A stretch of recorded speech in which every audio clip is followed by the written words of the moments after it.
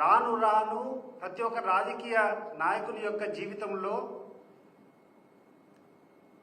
ఒక మెరుగైనటువంటి పద్ధతులను వారికి ఉండేటువంటి చెడు అలవాట్లను వదులుకొని ఒక గొప్ప నాయకునిగా పరిణితి చెందేటువంటి ప్రక్రియ నేను చూశాను. కానీ మొట్టమొదటిసారి ఒక నాయకుడు రాను రాను రాజుగుర్రం ఏదో అయిందని చెప్పేటువంటి సామెతగా దినదినం దిగజారేటువంటి పద్ధతి మీలో చూస్తున్నాం. దీనికి కారణం ఏంది చంద్రబాబు నాయుడు గారు? ఒకసారి మీరు విశ్లేషించుకోండి. అసలు ఈ రాష్ట్రంలో ఏం జరుగుతూ ఉంది? పూర్వకాలం ఒకసారి మన యొక్క పురాణాల్లో మీరు చూస్తే, మహాభారతంలో చూస్తే,